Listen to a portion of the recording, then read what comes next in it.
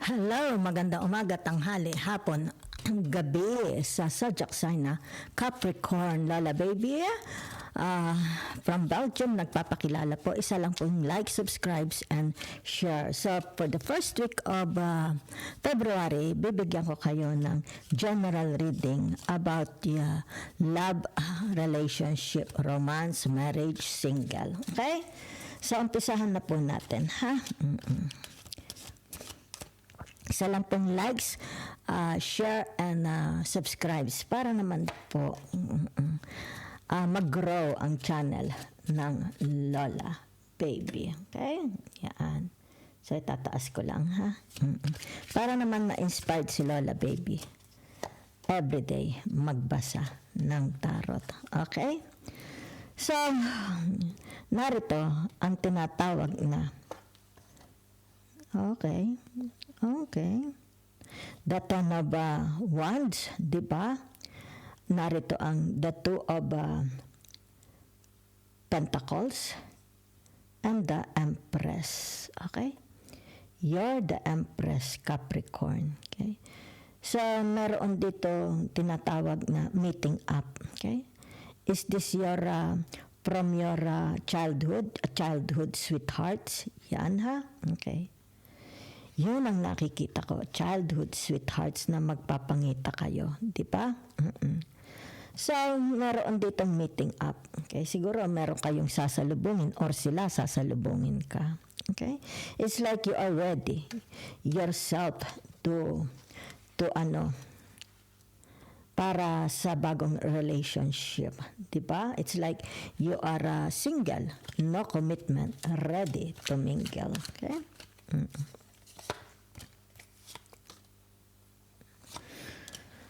Okay, so it's more about a new relationship, okay? Ang nakikita ko dito, okay? Yan. So it's like the past is already gone. Sinasarado na ninyo. It's like dinidelete mo na what happened in the past, di ba? So meron ditong it's like a new relationship, di ba? Bagong manliligaw, bagong admirers, di ba? So ito na, ha? So whatever happens in the past sa inyong relationship, ibig sabihin ito closed book na, okay? So for some of you here, it's more on tinatawag a new relationship. You are ready na, okay? To commit. Yan, ha? Maybe single ito, a widow, okay? Separated, okay? So, okay. Narito ang tinatawag na the Seven of Wands, okay? So, the Seven of Wands is, ano ito?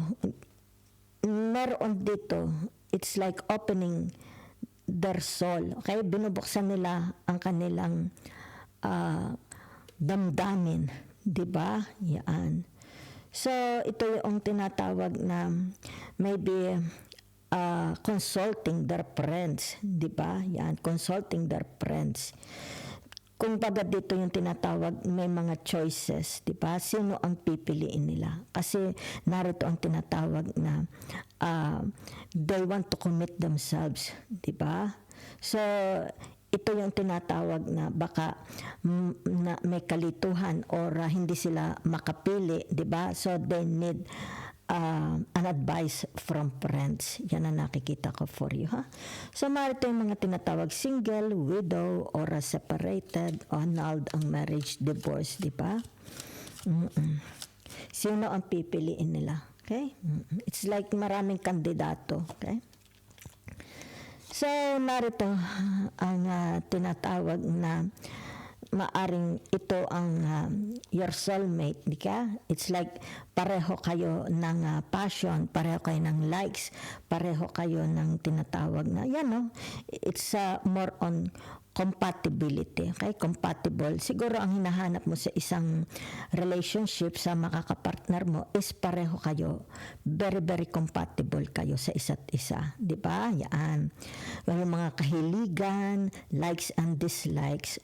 So, ibig sabihin nito, papasok ka lang sa relationship kung matatagpuan mo ang tinatawag na sino ang kakompatible, talagang tunay na at home ka, di ba, pang matagalang relationship. So, maari sabihin natin, marami ditong candidates, di ba? So, you need an advice from your friends, di ba? So, nakikita ko dito, kayo is serious, di ba? You are serious, they are serious to build a relationship with you, di ba? So, nakikita dito na itong taong ito is meron itong mga katangian, di ba? Yan ang kanyang mga katangian, okay? It's like a big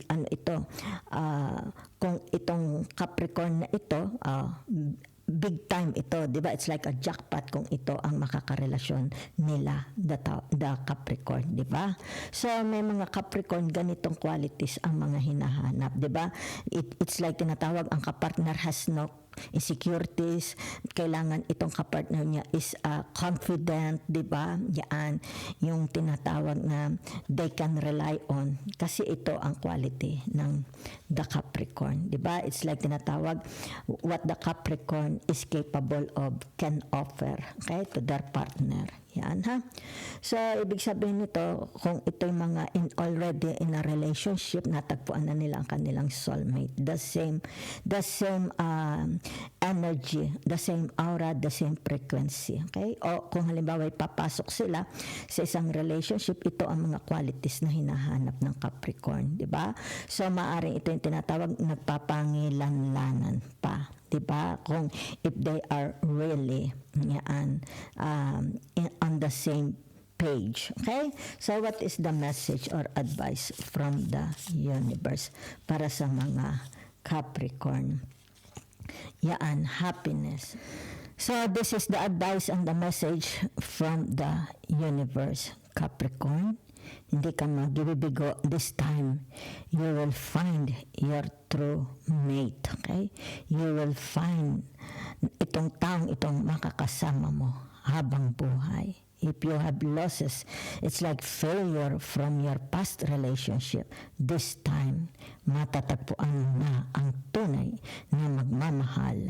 The same energy, the same aura, the same frequency. Yan, ha? Okay. So, ibig sabihin nito, humanap na ang universe ng para sa iyo. Katugma ng kagaya mo. Okay? So, ibig sabihin nito, this time around, saswertihin ka na. Okay? Sa iyong mapapangasawa, okay? Or makakasama sa buhay.